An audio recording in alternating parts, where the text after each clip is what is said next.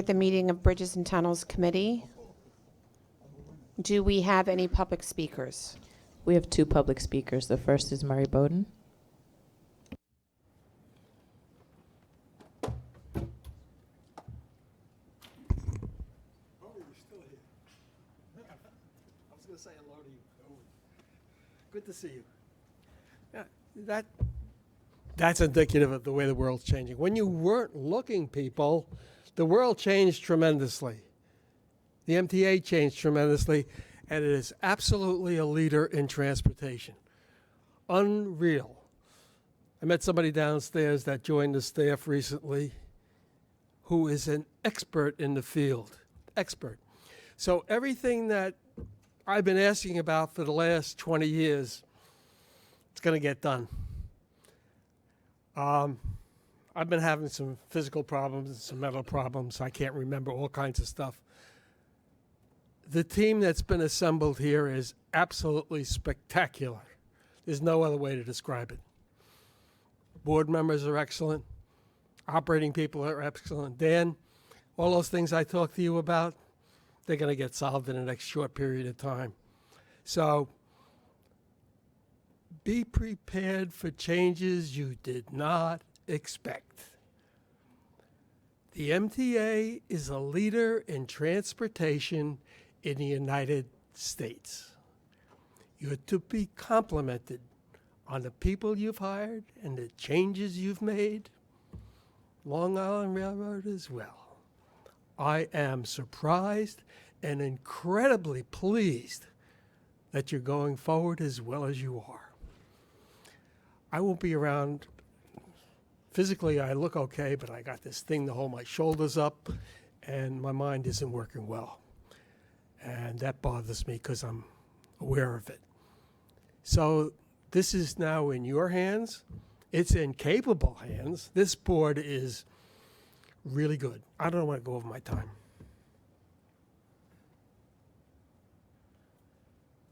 The next public speaker is Andrew Pollock. Last month, I couldn't attend this committee because it started early. I was having lunch at Wendy's on Nassau Street. But I rushed from Day Street just to get here. So, normally, I don't ever attend this committee.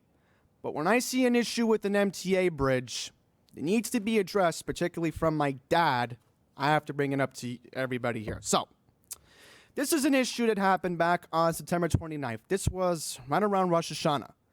So, my dad surprised us. We went to take a surprise trip to Maryland. Now, we were using an alternative route to use the Henry Hudson Bridge. Now, this was an issue that I noticed as soon as we were getting into Manhattan from Riverdale in the Bronx. And it said, and I quote, this is an automated sign, "Water above. Please use caution." Now, I am very familiar with this bridge. I know for a fact, lower level, you have the direction going into Manhattan. Upper level's Riverdale in the Bronx. Now, I find it odd how water was spilling onto my dad's 2007 Chevy Tahoe. Now, this is a concern for the winter months, especially today, because as I'm walking down here, I noticed it was snowing, and the problem is with the water, it can turn into ice.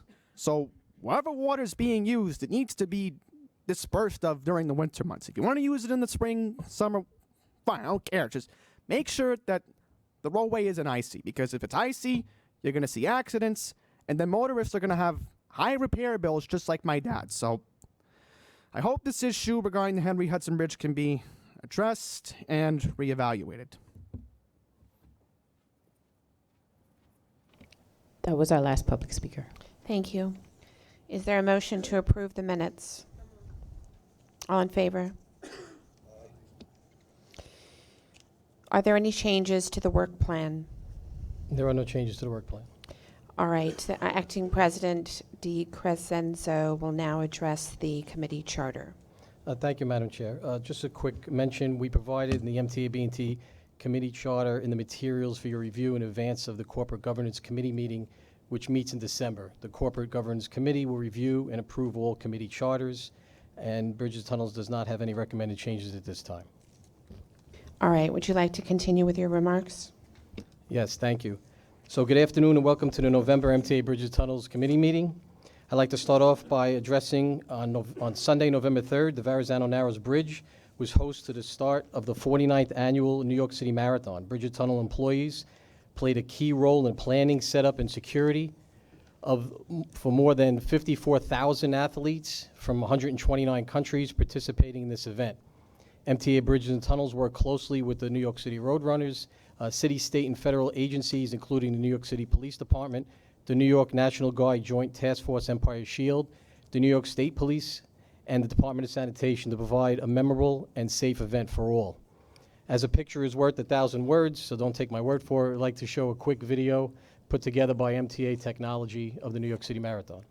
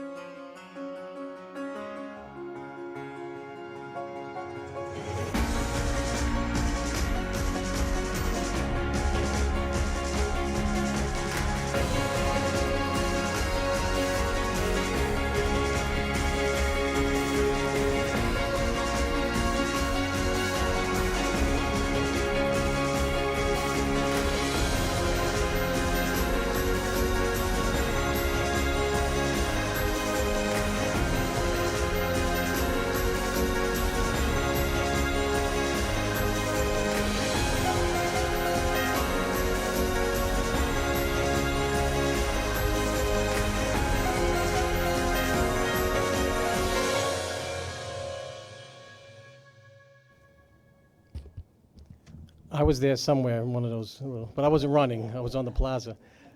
But thanks again to MTA IT for putting that together. Thank you to the MTA Bridges Tunnels employees that were involved in the weeks and weeks and weeks of preparation and the day of. When MTA IT gave us the video, I said, I definitely have to show this at our committee because you really don't grasp what's going on until you see the amount of people and the effort that goes into that. I also like to make mention of 3 employees who ran the New York City Marathon for Bridges and Tunnels: Ed Miyashiro, Robert Carolaffi, and Richard, how do you say your name? Hildebrand, who completed the 26.2 miles. So congratulations to the 3 B&T employees. On a separate note, I'd like to recognize B&T staff who are awarded the Outstanding Intelligent Transportation Systems Project of the Year by ITS New Jersey for leading B&T's efforts to install GPS beacons in the Queens Midtown and UL Cary tunnels. Can Adam Harkey, Benjamin Wallen, and Angelo Salazar please stand up? So led by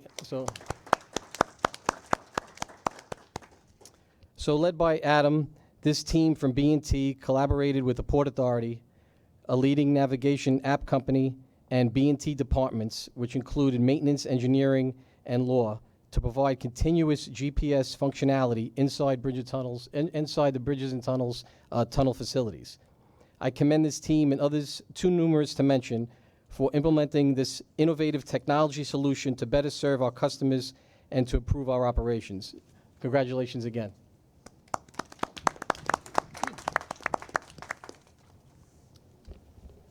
That's really beautiful. Thank you. Any comments or questions for the acting president? All right, report on operations. Rich? Thank you. The report on operations begins on page 23. Paid bridge and tunnel vehicle traffic increased by 2.2% in September compared to the same month in 2018. EasyPass usage was 95.1% of B&T transactions in September, which is 0.8 points higher than in the previous year, and overall 94.8% for year-to-date. Preliminary figures indicate that paid vehicle traffic decreased a bit by 0.7% in October and is 2.5% higher for year-to-date through October as compared to the same periods in 2018. Unless there are any questions, this concludes the report on operations. Thank you. Any questions? Okay, safety report, Eric Osnes. Okay, the safety report begins on page 38. The customer collision rates have continued to improve over the past 12 months compared to the previous 12 months. The total collision rate for the 12 months through September 19 is slightly better than the previous 12 months and significantly better than the 12 months before that. The collision with injury rate for the 12 months through September 19 is 10% better than the preceding 12 months and also better than the 12 months prior to that. Employee contractor safety metrics are as follows. The employee lost time injury rate continues to improve, and B&T recorded a 35% decrease compared to the same period last year. The contractor injury rates have increased for the 12 months ending in September 2019 and are higher compared to the 12 months before that. We are monitoring this emerging trend and are taking steps to reinforce contractor commitment to construction safety. And that ends the safety report. Okay, any questions? Continuing with Pat Parisi on the customer environment survey. Yes. The customer environment survey begins on page 44, and highlights for the third quarter include, as part of B&T's collision mitigation efforts and state of good repair program, nearly 42,000 linear feet of striping was completed in the third quarter of 2019, bringing the year-to-date total to over 401,000 linear feet striped. Over 900 storm drains were cleaned in the third quarter as we prepare for winter weather conditions. There were 520 potholes repaired in the third quarter 2019 as compared to 408 for the same period in 2018. In the third quarter, 96.2% of lighting was in service as compared to 95.5% in the same period in 2018. 88% of the roadway lighting has now been converted to LED. The travel time tables presented in this report on pages 47 to 48 compare average peak period travel time for the third quarter of 2019 and for the year-to-date to the previous year's performance. This index shows the severity of peak period congestion and changes over time, giving an indication of travel time reliability. Unless there are any questions, this ends the customer environment report. Commissioner Vanderpool. What would cause toll system availability to drop below 100%?